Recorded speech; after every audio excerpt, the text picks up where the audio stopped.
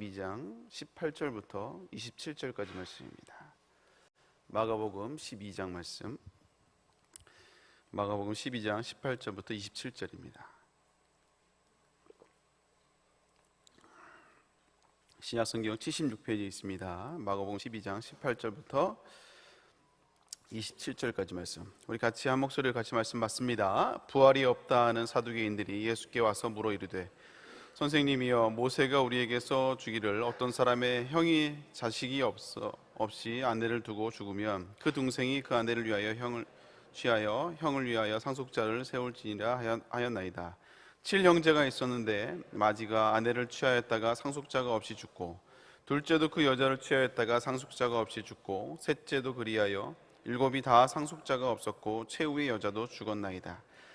7사람이 다 그를 아내로 취하였으니 부활 때는 곧 그들이 살아날 때 그 중에 누구의 아내가 되리이까?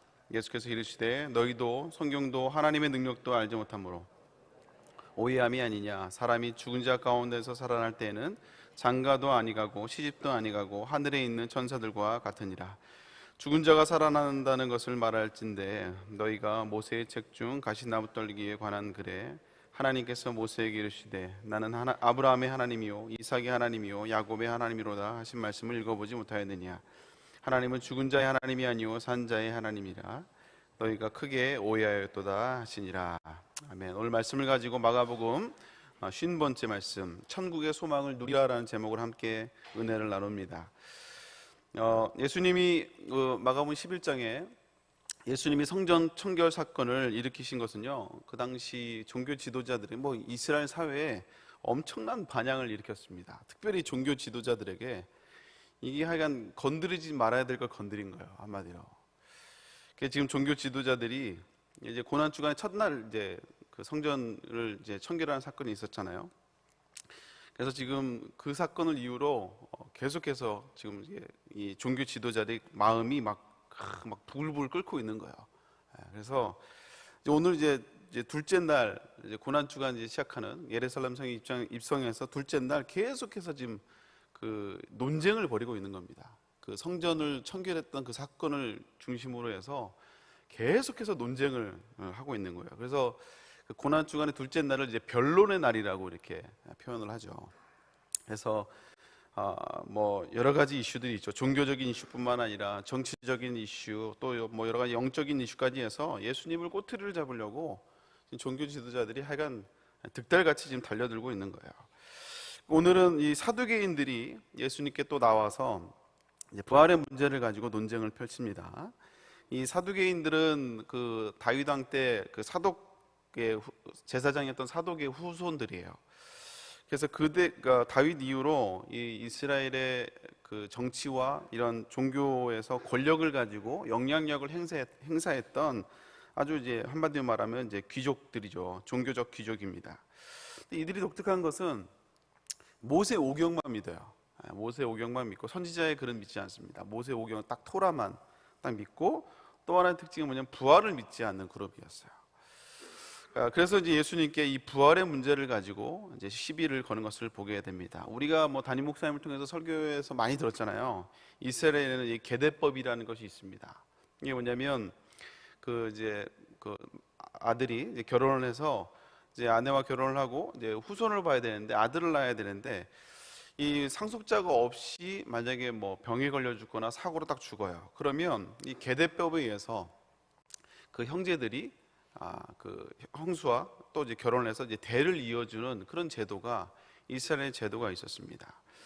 특별히 이제 하나님이 이제 가문이 끊기지 않게 하는 이제 하나님의 특별한 간섭을 알 수 있는 제도이죠. 이스라엘만의 독특한 제도입니다. 그 배경 속에서 지금 예수님께 또 이제 말이 안 되는, 개연성이 전혀 없는 그런 질문을 하고 있는 거예요. 한마디로 시비를 걸고 있는 거죠. 그 질문이 뭐냐면, 7형제가 있는데 마지가 결혼을 했는데 상속자가 없이 죽었다 이거야. 그러면 당연히 계대법에 의해서 이제 둘째가 이제 후손을 봐줘야 되거든요. 근데 둘째도 상속자를 못 보고 또 죽었어요. 또 셋째도 그러고 또 죽었어요. 그래서 7째까지 다 죽었네요.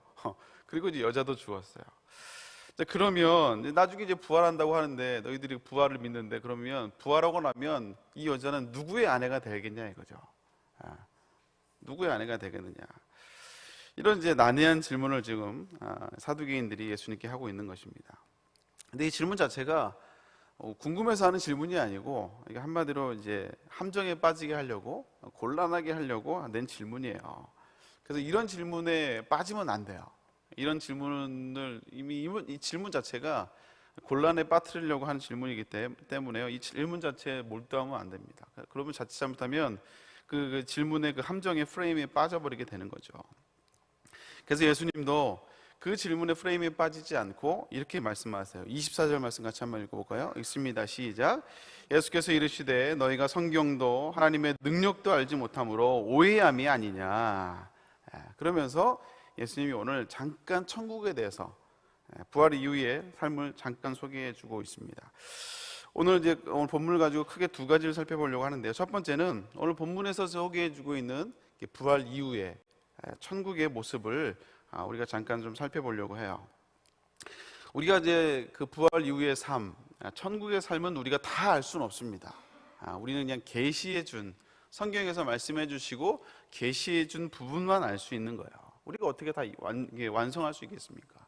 완성은 이제 천국 가서 이게 성경에서 말했던 내용이 이런 내용이었구나라는 것을 그때 우리가 알 수 있어요. 다 이해할 수 없죠. 그래서 우리가 이제 성경 가운데 여러 가지가 있는데 이거를 우리가 이성적으로 이해할 것이 있고요. 때로는 그냥 예전에 제가 그 삼위일체를 신학교에서 배울 때 이게 이해가 안 되더라고요.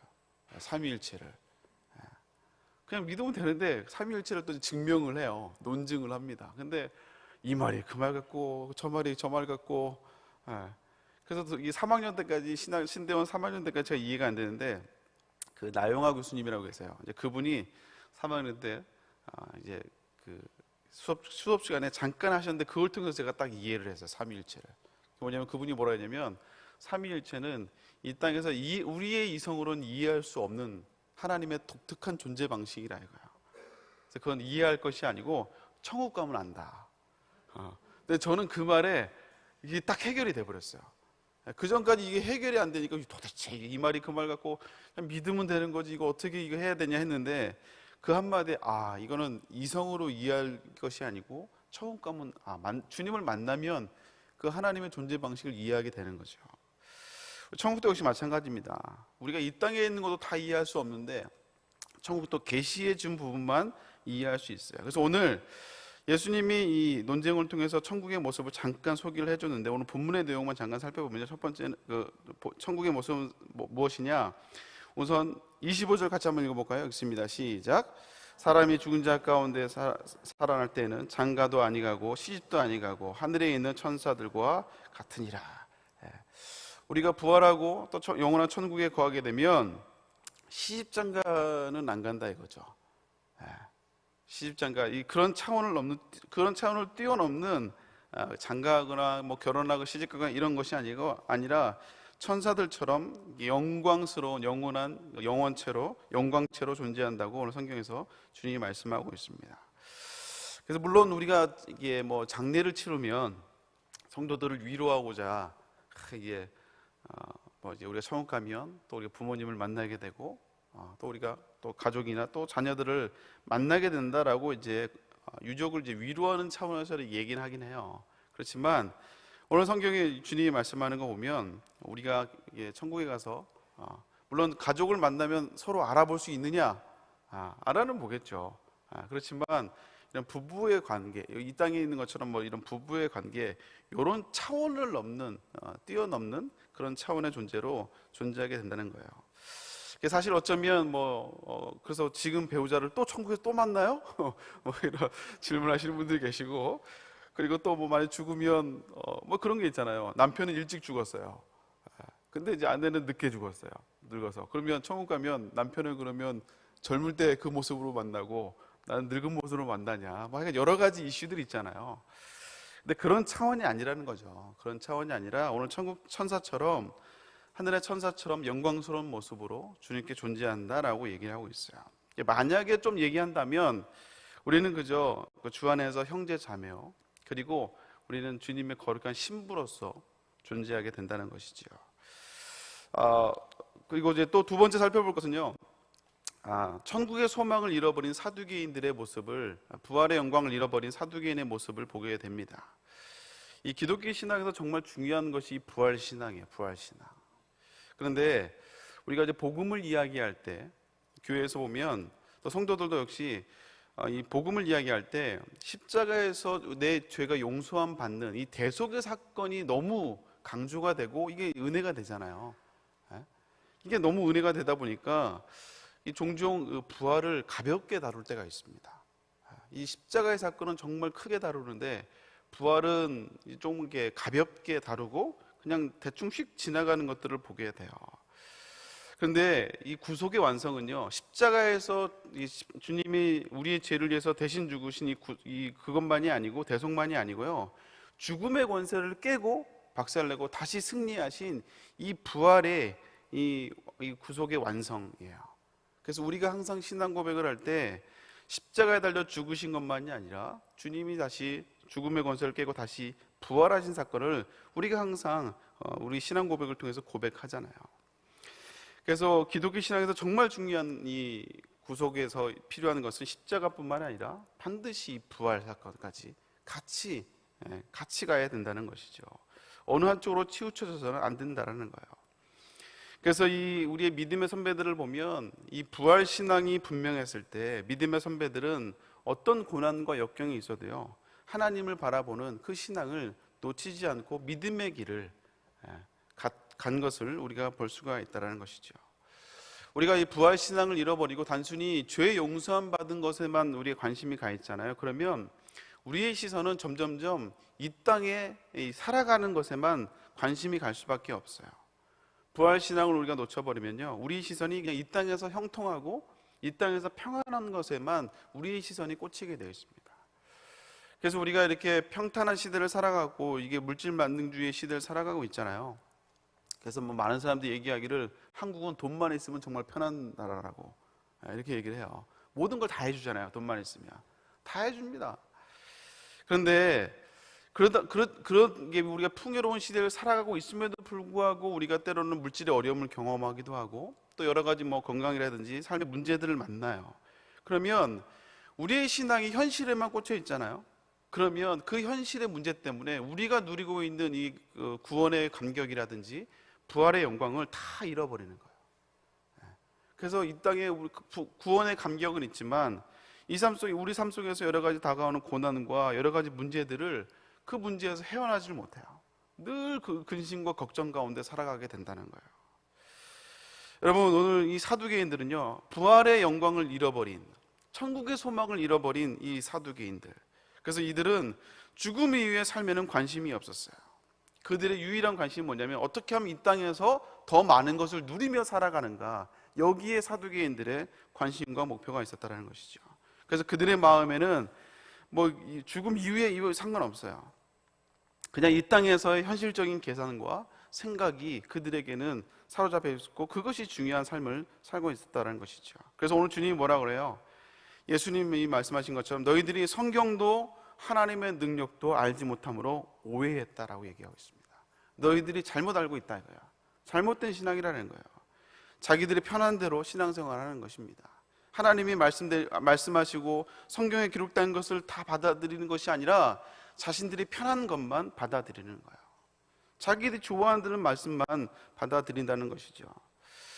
그래서 우리가 뭐 문명이 발달되고 삶의 수준이 점점 올라갈수록 고난받기를 싫어하고 또 하나님의 말씀도 하나님의 능력도 알지 못하고 내가 듣기 좋아하는 말씀만, 그냥 여러 가지 격려의 말씀, 그냥 그런 좋은 성구들 있잖아요. 그런 말씀만 귀를 기울이고 내가 듣기 좋아하는 말씀만 귀를 기울일 수 있다는 것이죠.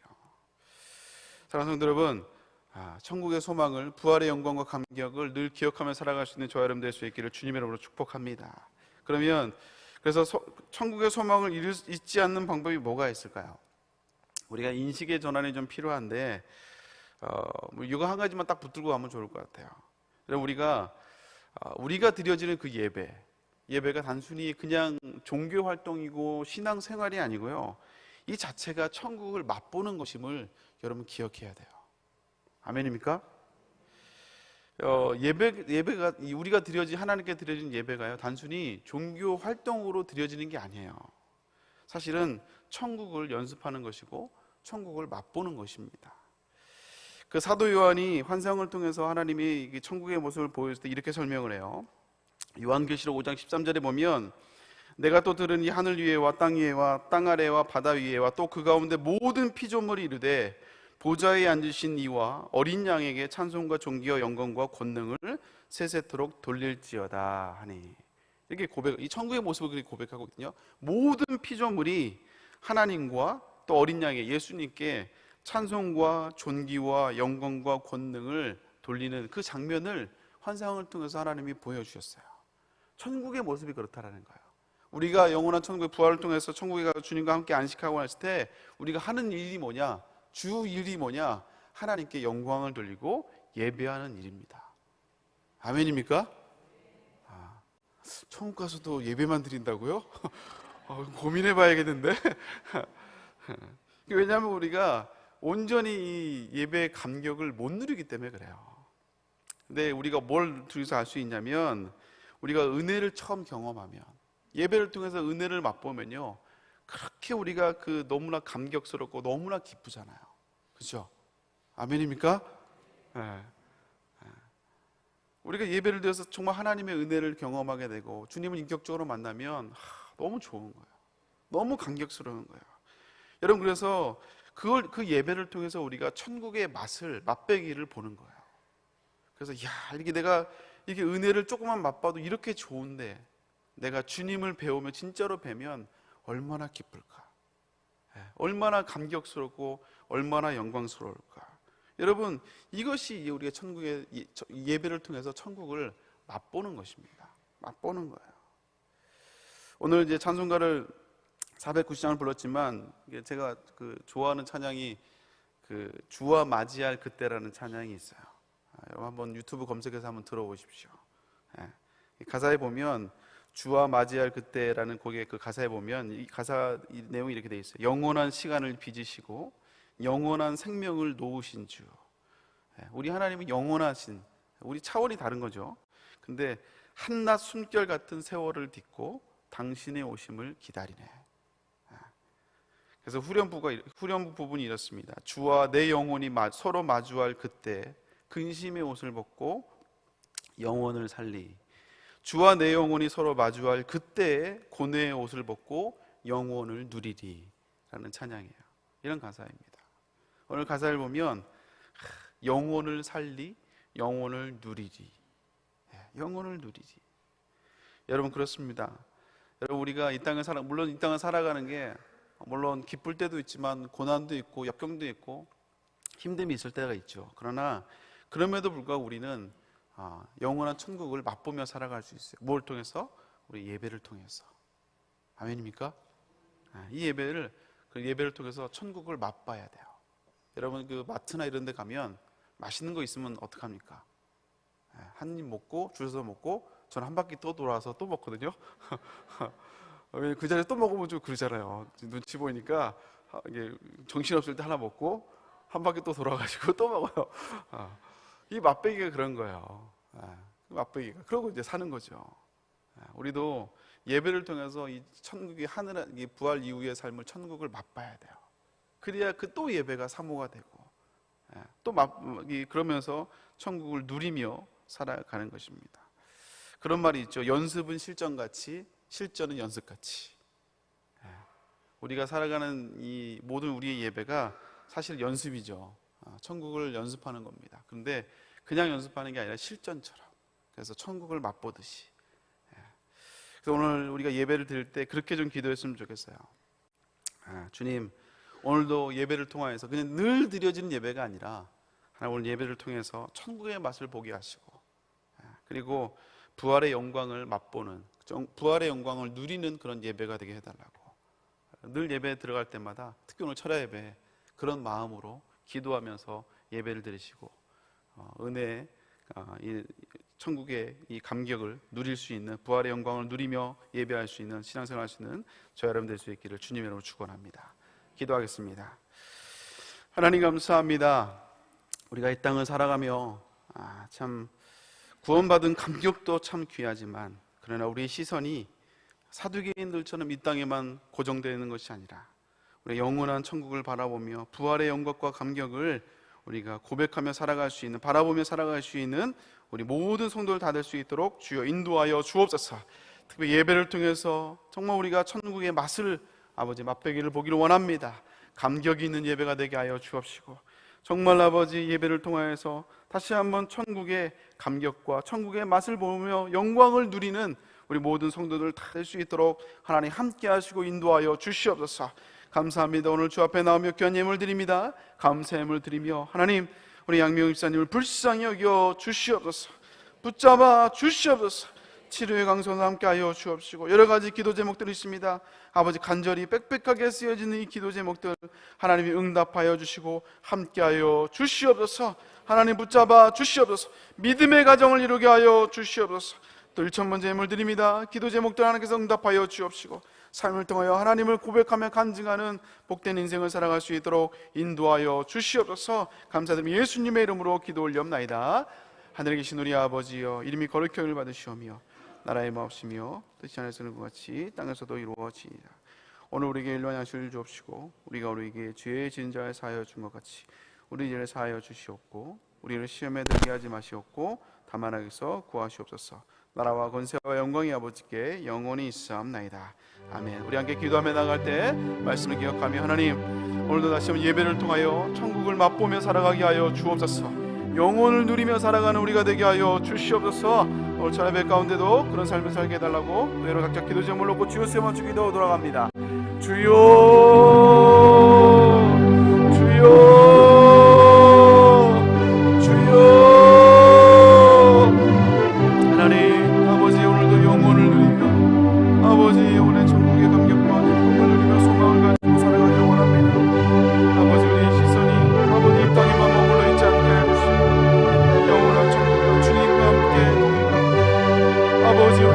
받은 것도 이렇게 감격스러운데 내가 주님을 배울 때 얼마나 감격스럽고 영광스러울 것인지 우리가 아버지 꿈을 꾸며 기대하며 소망 가운데 살아가는 우리 성도들 다 될 수 있도록 인도하여